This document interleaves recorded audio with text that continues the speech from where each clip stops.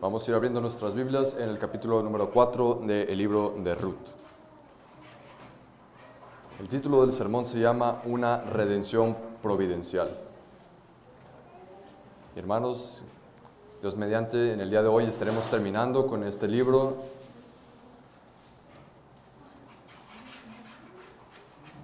Y esto es la predicación expositiva de la palabra del Señor, la predicación expositiva secuencial, la cual nosotros leemos fielmente lo que dice la palabra y nosotros interpretamos lo que dice el texto, según la idea del texto. Y si hay un texto que es difícil, como vimos en el domingo en donde tocamos el capítulo 3, lo vamos a tener que predicar sí o sí, porque así es como el Señor lo ha puesto en su palabra. Vamos a ir abriendo Ruth capítulo número 4. Y dice así el Señor: Boaz subió a la puerta y se sentó allí. Y he aquí pasaba aquel pariente de quien Boaz había hablado. Y él le dijo: fulano, ven acá y siéntate. Y él vino y se sentó.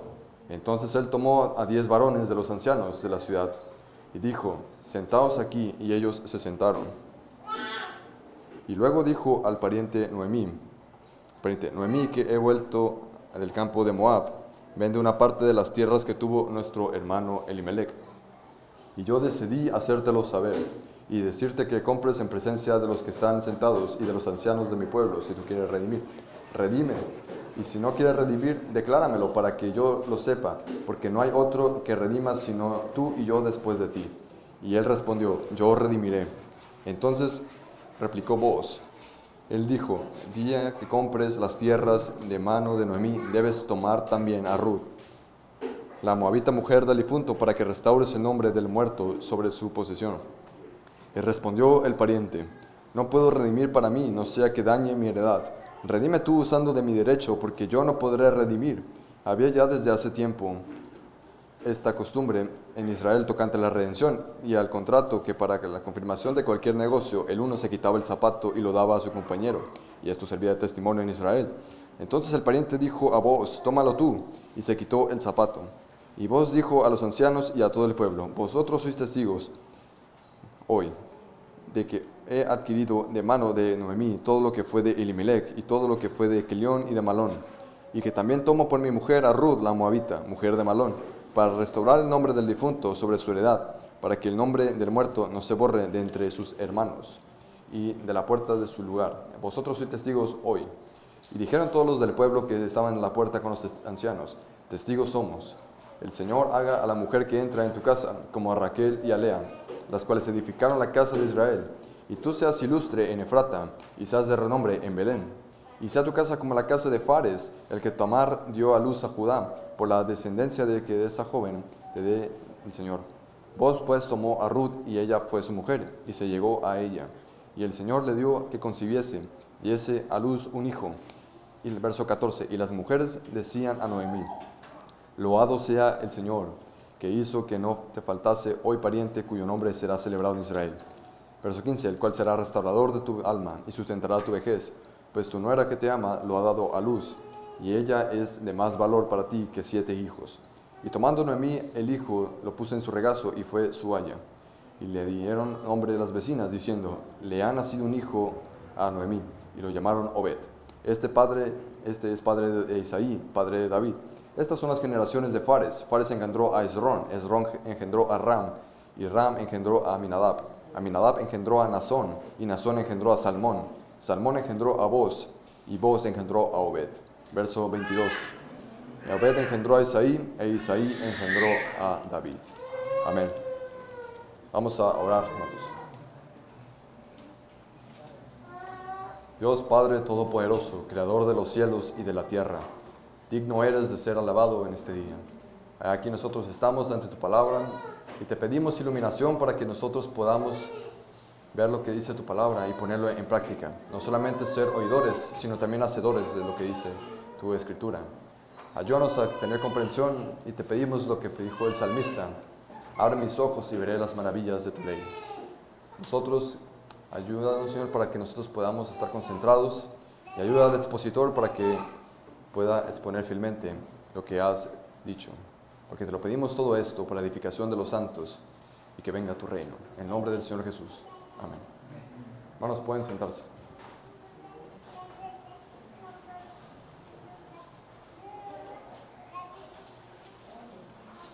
Bueno, hermanos, la Iglesia Metodista Unida de Estados Unidos removió el miércoles 1 de mayo su antigua prohibición de ordenar clérigos homosexuales, formalizando un cambio de política que ya había comenzado en la práctica y que había provocado la salida de una cuarta parte de sus congregaciones estadounidenses en los últimos años. Esto es lamentable, ya que era una denominación histórica, una denominación cristiana histórica, la cual apoyó a John Wesley, el fundador del metodismo, en la era de los avivamientos en el siglo XVIII. Ahora oficialmente ha apostatado, tristemente. Y al igual, el pastor de la Tercera Iglesia Bautista de San Francisco, Amos Brown, a quien está aliado a Kamala Harris, quien busca la presidencia de Estados Unidos, está a favor y predica la ideología LGTBQ. Así es como crece el reino de Satanás, y a favor predican esa ideología y más ideologías. Más adelante nosotros veremos lo que la Escritura habla acerca de lo que es el matrimonio. Pero les voy a dejar este texto en Isaías 5:20, donde dice: hay de los que a lo malo dicen bueno y a lo bueno dicen malo, los que hacen de la luz tinieblas y de las tinieblas luz, los que ponen por amargo lo dulce y lo dulce por amargo. Bueno, hermanos, vamos a ver lo que dice el texto que estamos viendo, Ruth capítulo número 4. Ya hemos visto en los domingos anteriores lo que es esta historia de redención, que puede parecer muy novelera, pero es algo que el Señor inspiró por su divina providencia. Podemos ver que Ruth decidió abandonar su familia para ir con su suegra, la cual había enviudado. Y ella, en el capítulo número 2, vemos cómo fueron las dificultades que tuvieron, pero el Señor se apiadó de ellas, ya que Ruth llegó al campo de un hombre llamado Booz, quien era pariente asimismo de Noemí. Y como era pariente de Noemí, entonces, para cumplir la ley del levirato, la ley en donde la mujer que había enviudado, o sea, Ruth, debería de casarse con el pariente para que así se pudiese redimir lo que es la tierra que le pertenecía a esa familia, al igual que pudiesen redimir el nombre del marido muerto de Ruth.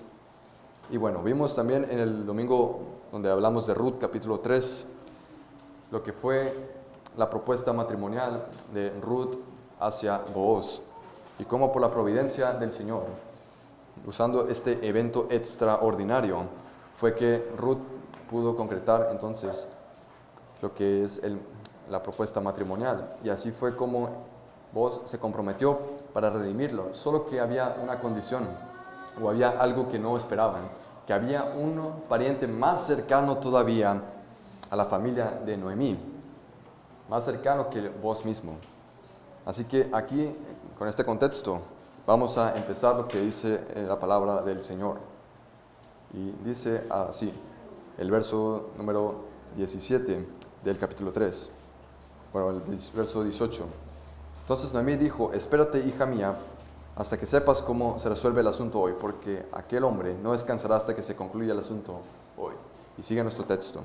Booz subió a la puerta y se sentó allí. Booz había estado aventando la parva, pero después de que Ruth fue y le propuso matrimonio, entonces vemos que Booz subió a lo que es la puerta de la ciudad de Belén. Y aquí hay que explicar qué es lo que es la puerta de Belén. Bueno, en los tiempos del Antiguo Pacto, en el Antiguo Testamento, se utilizaba la puerta como un lugar donde se resolvían los asuntos privados, los asuntos públicos. Este lugar era como un ayuntamiento, se puede decir, donde se resolvían los problemas que había en la sociedad.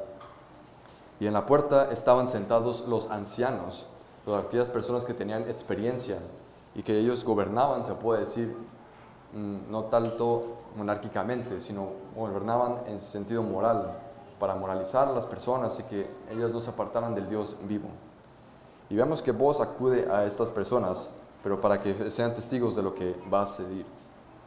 Así que en esta asamblea vemos en el capítulo número 4, verso 1, donde dice Booz subió a la puerta y se sentó allí, y aquí pasaba aquel pariente de quien Booz había hablado, y le dijo: fulano, ven acá y siéntate. Y él vino y se sentó. Bueno, la palabra fulano en el hebreo es Peloni Almoni. Y es curioso porque esta palabra es fulano, no es una palabra que no está dando un nombre propio. No está hablando de Miguel, no está hablando de Juan, no está hablando de Rodrigo, está hablando de un fulano, un sultano. Pero es curioso esto porque más adelante veremos por qué se le llama fulano a ese pariente más cercano. También nosotros podemos ver que en otras versiones se le conoce como amigo, hermano, paisano, fulano, o incluso se omite el nombre de este pariente. Así que para cumplir la ley del levirato subieron entonces a la puerta y entonces también lo acompañó el pariente cercano. Y en el verso número 2 vemos cómo Boaz estaba organizando todo lo que iba a ser la redención. Entonces él tomó, verso 2, a 10 varones de los ancianos de la ciudad y dijo, sentaos aquí, y ellos se sentaron. Así que de estos ancianos, de estos sabios hombres que estaban en las puertas de Israel, entonces así fue como organizó todos los testigos y el pariente cercano.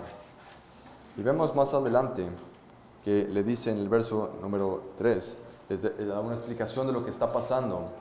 Y dice, luego dijo al pariente, o sea, vos, le dijo al pariente, Noemí, que ha vuelto del campo de Moab, vende una parte de las tierras que tuvo nuestro hermano Elimelec, quien fue el primer personaje que aparece en este libro, que fue el marido de Noemí, el cual murió, y Noemí enviudó.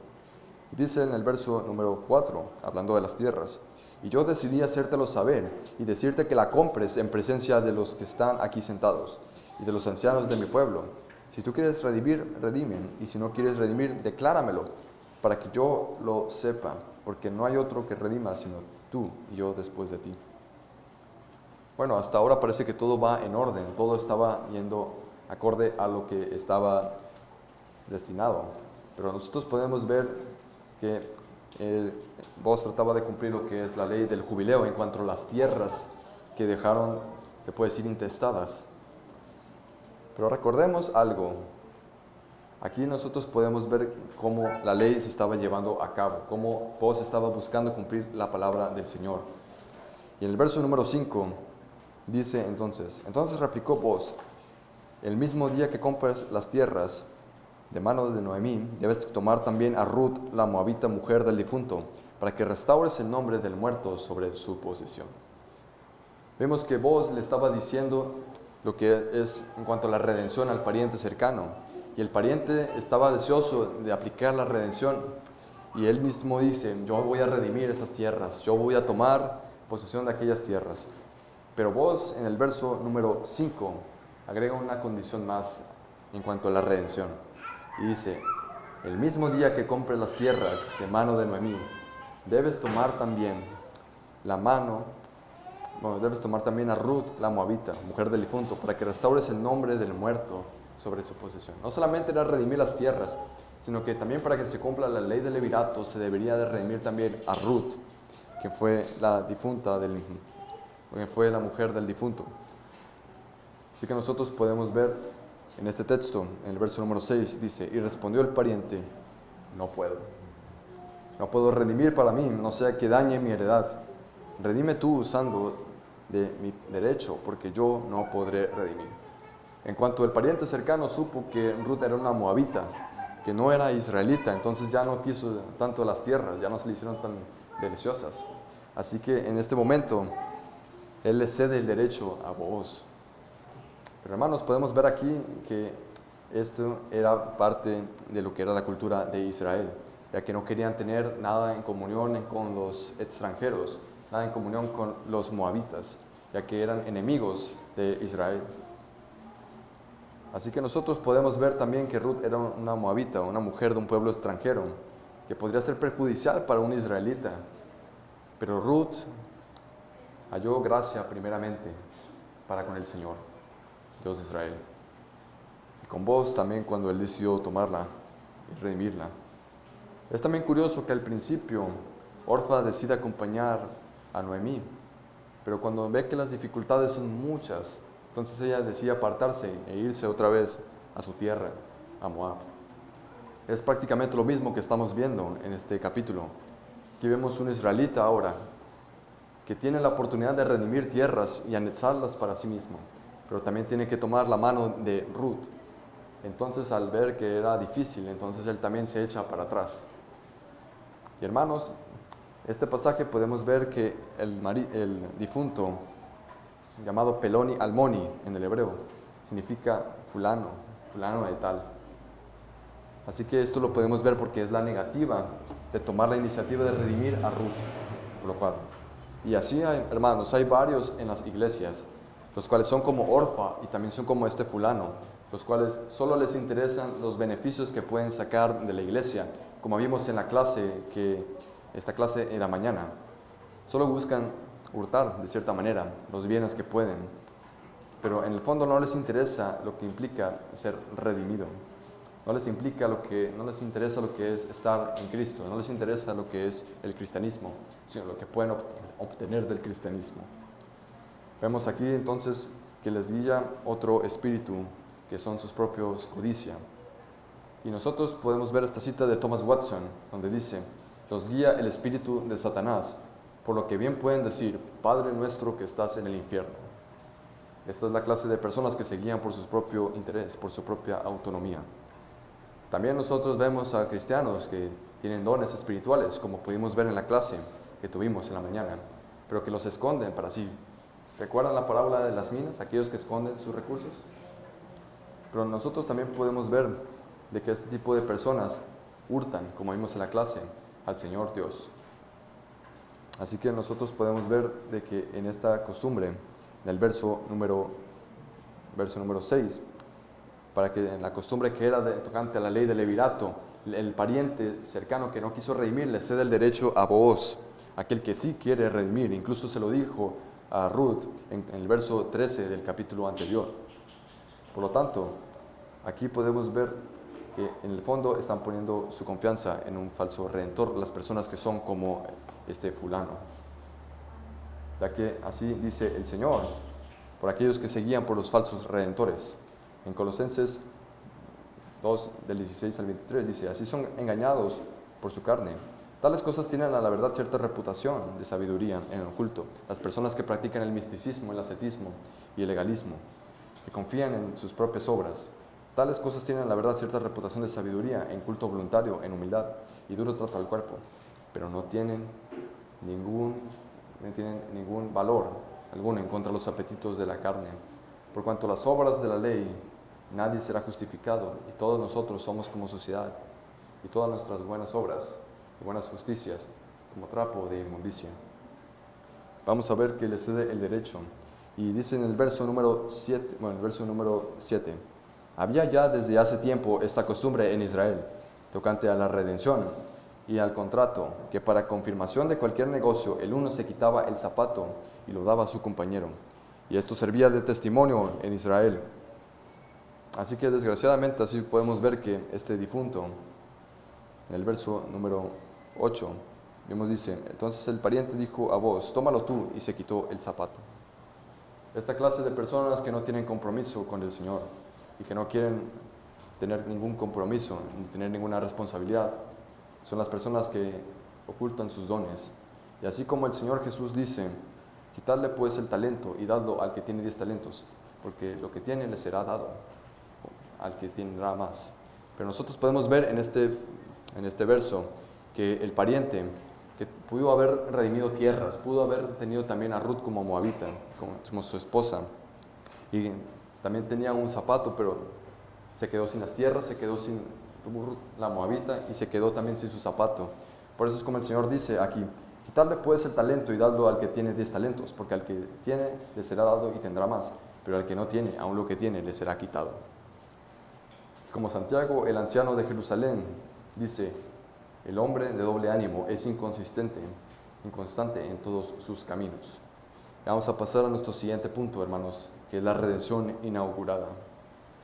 Ante la negativa de redimir a tierra y tomar la mano de Ruth, Booz dijo a los ancianos y a todo el pueblo que estaba ahí, en el verso número 9: vosotros sois testigos de que me he adquirido de mano de Noemí todo lo que fue de Elimelech y todo lo que fue de Kelión y de Malón, y que también tomo por mi mujer a Ruth la moabita, mujer de Malón, para restaurar el nombre del difunto sobre su heredad, para que el nombre del muerto no se borre entre sus hermanos, y de la puerta de su lugar. Vosotros sois testigos hoy. Así que con el fin de restaurar el nombre de Malón, entonces Boaz es un ejemplo de lo que es la verdadera religión, ya que la religión pura y sin mácula delante de Dios, el Padre, es esta: visitar a los huérfanos y a las viudas en sus tribulaciones y guardarse sin mancha del mundo. Esto es lo que es un creyente, hermanos. Tanto el pueblo que estaba en la puerta como los ancianos, como podemos ver en el capítulo 4, verso 11, dijeron todos los del pueblo que estaban a la puerta con los ancianos: testigos somos. El Señor haga a la mujer que entra en tu casa como a Raquel y a Lea, las cuales edificaron la casa de Israel, y tú seas ilustre en Efrata, y seas de renombre en Belén. Y dice el verso 12: y sea tu casa como la casa de Fares, el que Tamar dio a luz a Judá, por la descendencia que de esa joven te dé el Señor. Así que nosotros podemos ver que el pueblo acepta lo que es la redención que quiere hacer Booz. Y podemos ver nosotros que en esta redención, vemos que el favor que Dios le ha dado a Booz por medio de los ancianos, y lanzan una bendición digna de Proverbios 31, que es el texto que vimos el domingo pasado, tocando a esta serie, que habla acerca de lo que es la mujer virtuosa. Y dice así en Proverbios 31, 23: su marido es conocido en las puertas, cuando se sienta con los ancianos de la tierra. Así que Booz tenía buena fama, incluso los ancianos dijeron que estaban a favor de aquella unión. Así que por eso le lanzaron esta bendición: haga a la mujer que entra en tu casa como Raquel y a Lea. Aquí podemos ver a dos mujeres, las cuales edificaron la casa de Israel, y tú seas ilustre en Efrata. Ahora, al analizar las palabras de los ancianos y el pueblo que estaba con ellos, dijeron a Booz, que podemos ver que daban un visto bueno, al igual que claramente veían en Ruth una mujer virtuosa. Hermanos, Ruth era una mujer femenina, una mujer sumisa, piadosa, una mujer trabajadora, y una mujer que no se conformaba con los moabitas, con aquellos pueblos paganos que odiaban y servían a otros dioses. Así que podemos ver que Ruth no se conforma al estándar. Y cuando una mujer no se conforma al estándar que la sociedad les vende, sino que quiere seguir lo que la Escritura sí dice, aquí podemos ver que es atacada por las feministas, ya que una mujer que quiera seguir la feminidad correcta, la feminidad bíblica, va a ser atacada por aquellos que no quieran seguir eso. Precisamente no quieren a Dios ni las cosas que de Dios emanan. Así que ellos prefieren seguir su propia sabiduría en vez de seguir lo que dice el Señor.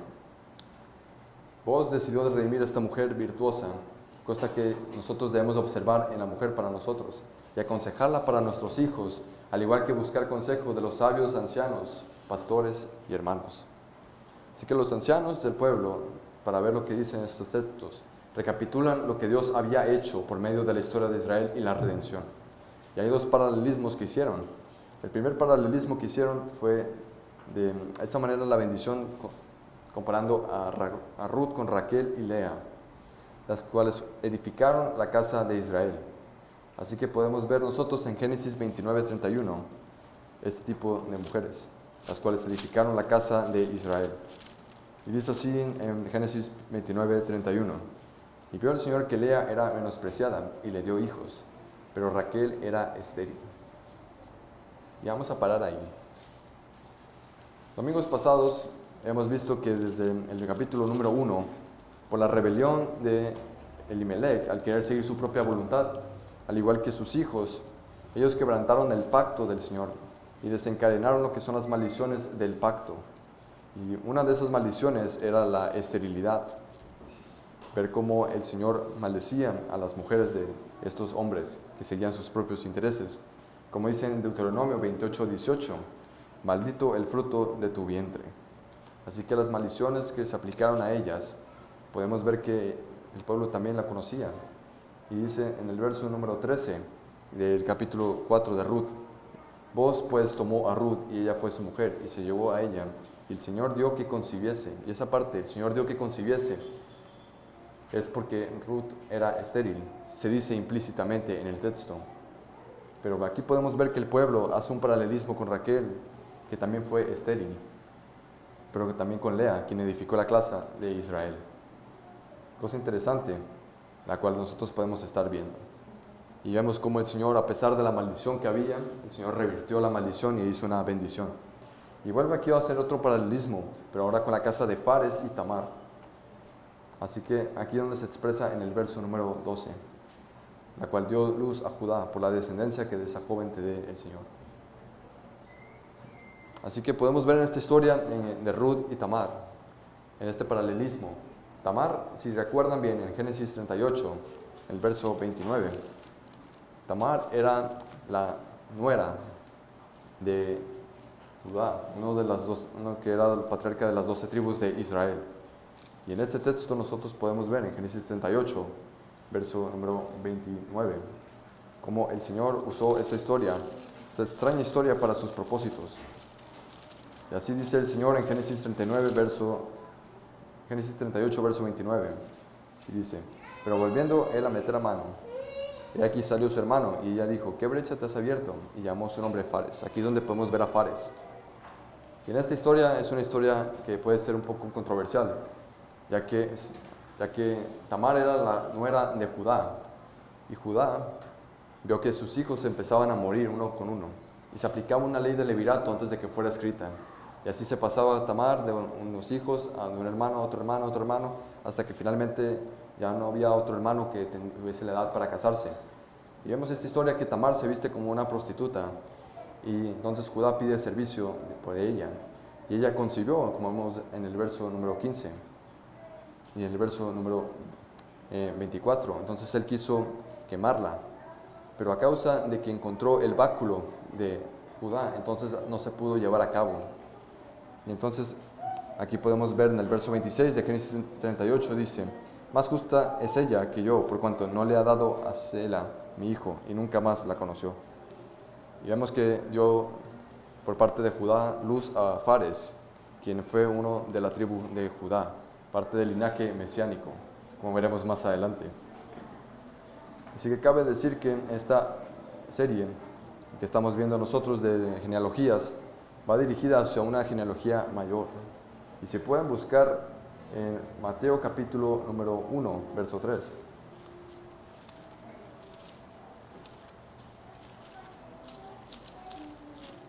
Mateo capítulo número 1, verso 3 podemos ver lo que son las genealogías, ya que al finalizar de este texto viene una genealogía.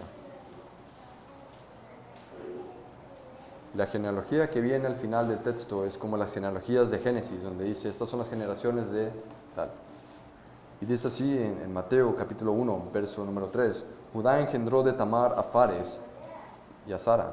Fares es Rom y es Rom a Aram. Aram engendró a Aminadab a Nazón y Nazón a Salmón. Salmón engendró a Rahab, a Boz, y Boz engendró de Ruth a Obed, Obed a Isaí.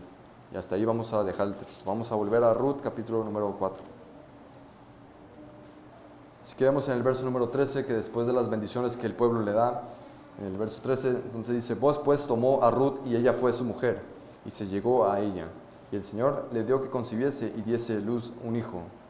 Y en el verso 14 podemos ver que dice: y las mujeres decían a Noemí: loado sea el Señor que hizo que no te faltase hoy pariente, cuyo nombre será celebrado en Israel. El Señor estaba revirtiendo la maldición del pacto por medio de otra cosa, por medio de la bendición de un Redentor. Así que nosotros podemos ver aquí que el Señor ha establecido lo que es el matrimonio en el verso 13. Y es curioso que no se habla nada más que solo la unión entre Ruth y Boaz en el acto del matrimonio, ya que como es ahora celebrado hoy en día en las bodas, se suelen hacer varias cosas, varias actividades y varias cosas, las cuales no están mal, pero en el tiempo en donde estamos viendo era muy sencillo cómo se hacían las bodas, no era tan complicado, solamente era un acto donde había testigos y se confirmaba la unión entre dos personas, pero específicamente de dos personas que son hombre y mujer, como vimos en el inicio. Y así dice nuestra confesión de fe: el matrimonio debe ser entre un solo hombre y una sola mujer. No es lícito que hombre alguno tenga más de una esposa, ni que mujer alguna tenga más de un esposo a la vez. El matrimonio fue instituido para la ayuda mutua entre el esposo y la esposa, para la multiplicación del género humano con una descendencia legítima y para la prevención de la impureza. Es lícito que se casen toda clase de personas que en su sano juicio puedan dar su consentimiento. Sin embargo, es el deber de los cristianos casarse en el Señor, y por lo tanto los que profesan la religión verdadera no deberían casarse con incrédulos ni con idólatras, ni deberían estar en yugo desigual los que son piadosos casándose en sus vidas o sostienen energías destructoras. Así que nosotros podemos ver de que las mujeres celebraron el acontecimiento en el verso número 14 y empezaron a alabar al Señor por la restauración que estaba haciendo a la casa de Noemí por medio de Ruth y Booz. Entonces, aquí en el verso número 15 dice, hablando del hijo que le nació, el cual será restaurador de tu alma y sustentará tu vejez, pues tu nuera que te ama lo ha dado a luz y ella es de más valor para ti que 7 hijos, ya que Ruth es la mujer virtuosa de este pasaje. Y vemos este patrón de que ellos antes no tenían nada, tanto Noemí como Ruth no tenían nada, llegaron a Israel sin nada, pero el Señor progresivamente les fue dando más y más y más por medio de las bendiciones. Y vemos este patrón de vacío a lleno, este patrón donde no había nada a donde hay todo. Así es el Señor en su divina providencia. Y vamos a pasar al siguiente punto y último punto, que es la redención consumada. Noemí fue la nodriza de su nieto. Aquí podemos ver en el verso número 16. Y tomando Noemí el hijo, lo puso en su regazo y fue su aya. Verso 17. Y le dieron nombre a las vecinas diciendo, le ha nacido un hijo a Noemí, y lo llamaron Obed. Este es padre de Isaí, padre de David. Así que vemos este patrón de cómo el Señor les estuvo ayudando por medio de la bendición. Y vemos que este libro que estamos viendo, el libro de Ruth, comienza con una cláusula. Si pueden buscar Ruth capítulo 1, verso 1.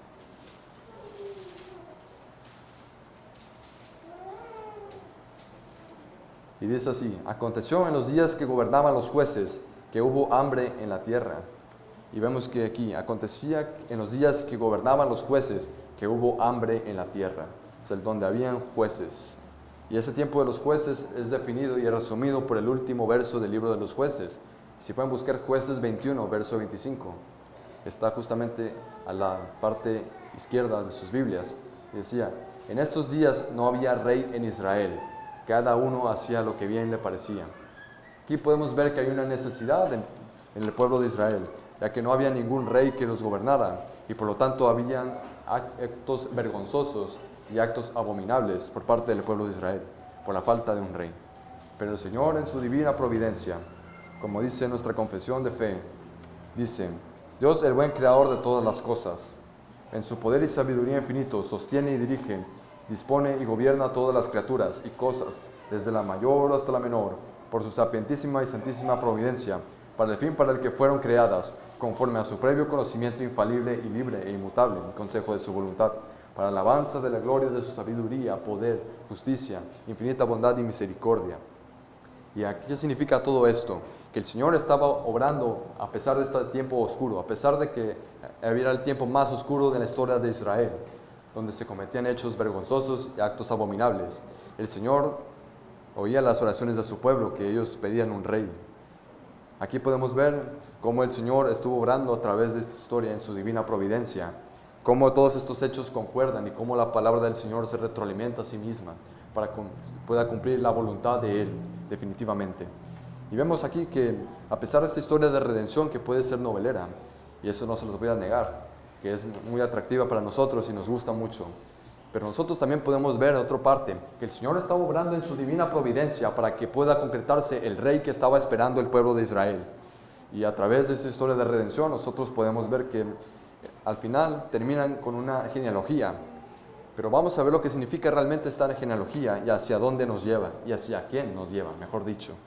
Y dice el verso número 18, estas son las generaciones de Fares, como las genealogías de Génesis.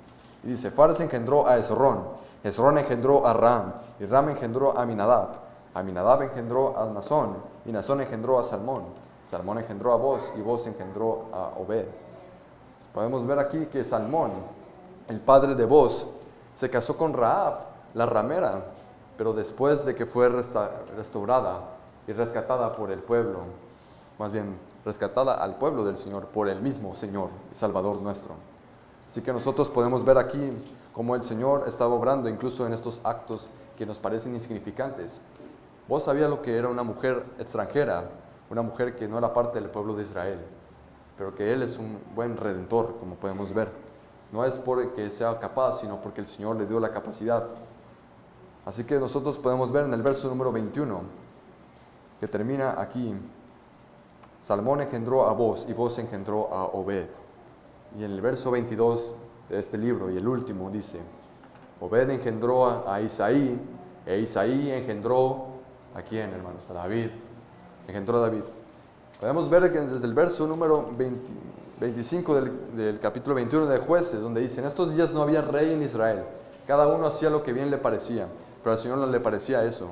Y Él quiso poner un rey por su propia voluntad y divina providencia, hermanos. En su santo consejo, Él utilizó esta historia de redención, como ya he dicho antes, pero para un propósito mayor de lo que nosotros estamos viendo con nuestros ojos hacia este texto que hay en nuestras Biblias. Así que podemos ver que al final engendró a David, al rey que esperaba el pueblo de Israel. Pero ¿quién es mayor que David? ¿Quién es el perfecto David, hermanos? ¿Quién es el excelente David y el mejor, mayor que él? ¿Quién es, hermanos? Así dice nuestro Señor Jesucristo: yo soy la raíz de David y linaje de él. Yo soy la estrella resplandeciente de la mañana. Veamos esta historia de redención que Ruth, a pesar de que era una moabita, Booz la quiso redimir. Y así es como halló gracia por parte del Señor. Y aquí les doy una analogía que hace Joel Vicky acerca de lo que es la redención. Y dice así: había una vez un inglés adinerado que fue a California en la época de 1850 para enriquecerse durante la fiebre del oro. Después de mucho éxito se detuvo, como cualquier turista, en New Orleans, un pueblo conocido porque ahí había la venta de esclavos africanos. Entonces, en su camino a casa, vio la venta de esclavos y él se detuvo, el turista inglés, y fue a ver cómo estaba la venta de esclavos. Y al acercarse donde vendían las personas por dinero, él pudo percatarse de que había una mujer africana hermosa, quien estaba a punto de ser vendida, y escuchó a dos hombres que estaban hablando de las cosas nefastas que le harían a esa mujer en cuanto la comprasen. Pero para su sorpresa, este inglés se unió a la subasta junto con ellos y empezó a dar más dinero de lo que los otros dos hombres estaban ofreciendo el doble del precio. Y el subastador se sorprendió en cuanto a eso y dijo: nadie había dado tanto dinero por una esclava negra. Pero nosotros podemos ver cómo es la bondad de esta analogía. Entonces, después de comprarla, el inglés se acercó a ella para tomarla, y cuando la había de bajar del pedestal, entonces ella le escupió en la cara, porque él pensaba que era igual que los demás. Y después se limpió el escupitajo el inglés y la llevó a un edificio donde iba a hacer el papeleo de ella. Pero para su asombro, entonces vio que la mujer estaba un poco confundida y estaba diciendo: ¿por qué me está llevando aquí? Y entonces aquí le vuelve a dar otro escupitajo la mujer al inglés. Pero él otra vez pacientemente se lo volvió a retirar. Y la mujer entonces estaba más confundida aún. Y el hombre inglés le estaba dando un papel, y este papel era que había sido libre de la esclavitud. Pero ella no comprendía muy bien lo que estaba pasando. Y le preguntó: ¿qué es esto? Le dijo: este es el papel que es para tu libertad. Entonces ella lo agarró y lo miró y empezó a llorar diciendo, y a quedarse muy seria. Y ella con incredulidad lo miró llorando y le preguntó al inglés: ¿es verdad que pagó más que cualquiera que ha pagado para comprarme como esclava y liberarme? Y él respondió: sí. La mujer lloró más hasta que finalmente dijo: Señor, solo tengo una petición. ¿Puedo ser su esclava para siempre? Esta es la verdadera redención, hermanos. Cristo es el verdadero redentor. Cristo es el que murió por nosotros, quien derramó su sangre por nosotros.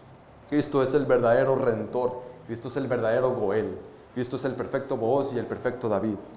Cristo gustosamente derramó su sangre por nosotros.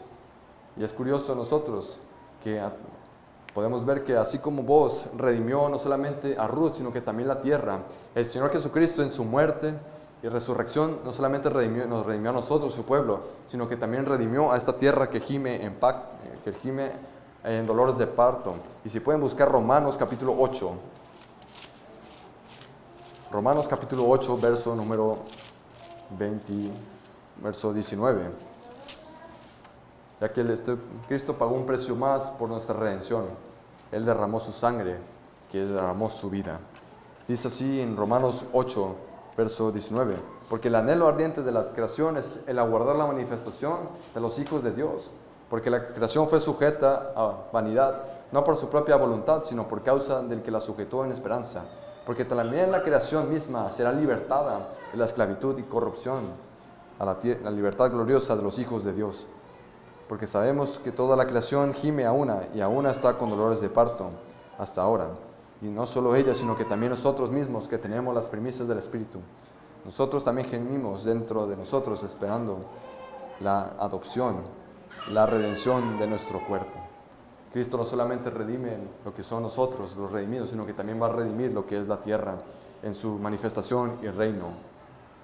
Y Él lo que va a hacer es una nueva tierra y unos nuevos cielos, donde ya no habrá más separación entre lo que es la tierra y lo que son los cielos, sino que todo será restaurada en perfecta armonía.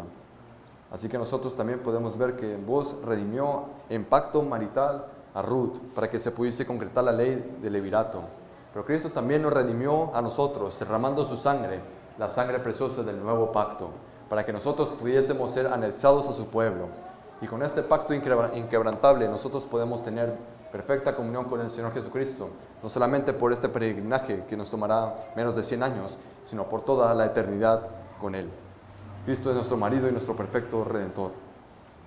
Esta es la divina providencia de Dios, que Él utilizó esta historia redentora, no solamente para que hubiese un rey en Israel, sino para que hubiese el perfecto rey de Israel, quien es el Señor Jesucristo, quien nos redimió por su preciosa sangre. Cristo es el propósito de la divina providencia. Jonathan Edwards dijo, desde toda la eternidad Dios lo tenía pensado para glorificar a su único y amado Hijo, solamente por Cristo. Y recuerdan al primer personaje que aparece en este libro de Ruth. ¿Recuerdan a Elimelech? Quien él fue un autónomo y siguió su propio camino, su propia voluntad, pero terminó mal. Fue un verdadero hijo de Adán, representando por Adán, por la muerte. Pero al final se habla de David, pero nosotros sabemos que es el perfecto David. El perfecto David, quien es el verdadero pastor de Israel, el verdadero pastor de nosotros, los israelitas de corazón. Así que podemos ver en Ezequiel capítulo número 34, y si pueden buscarlo. Ya estamos terminando, hermanos. Mi amigo que estás aquí, solo tengo que decirte dos cosas. ¿Quién es tu representante? ¿Quién es tu representante? ¿Es acaso Elimelech, quien es por Adán? ¿O es acaso David, quien es por Cristo? Así como dicen Romanos que por uno entró la muerte y la maldición, por otro entró la vida y la restauración. Por uno entró lo que es la condenación, pero por otro entró lo que es la salvación. Vamos a leer lo que dice en Ezequiel capítulo 34 al 23. Y dice así, verso 23, verso 22. Yo salvaré a mis ovejas y nunca más serán para rapiña, y juzgaré entre oveja y oveja. Verso 23. Y levantaré sobre ellas a un pastor, y él las apacentará, a mi siervo David. Un momento. En el tiempo del profeta Ezequiel, David ya estaba muerto, ya estaba bajo 2 metros de la tierra. ¿Por qué habla de David? Porque él estaba esperando. El profeta Ezequiel estaba esperando, y nosotros también, al perfecto David. Y dice en el verso número 23, y levantaré sobre ellas a un pastor, y él las apacentará, a mi siervo David.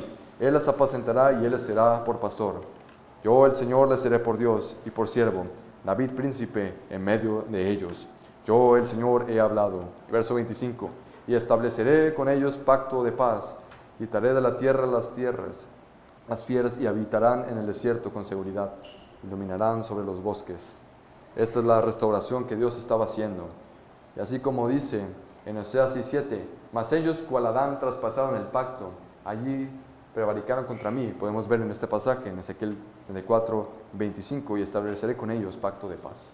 Podemos ver lo que es el pacto de obras que nos lleva a la condenación y lo que es el pacto de gracia que nos lleva a la salvación. Esto es lo que es las grandes obras de providencia que ha hecho nuestro Señor.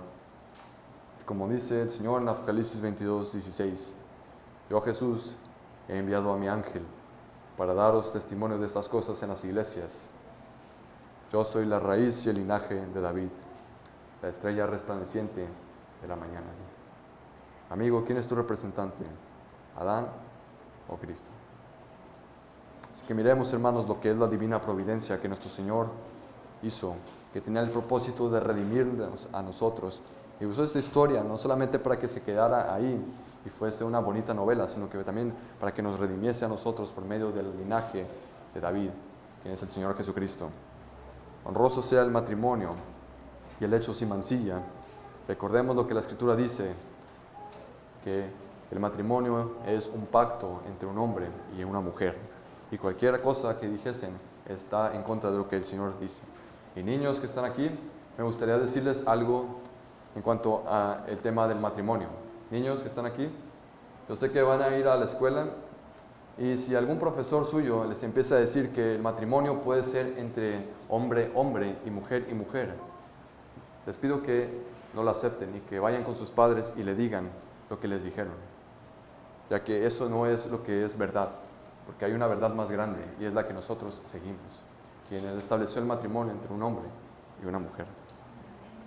Amigo, solo Cristo es el que puede redimirte de tus pecados.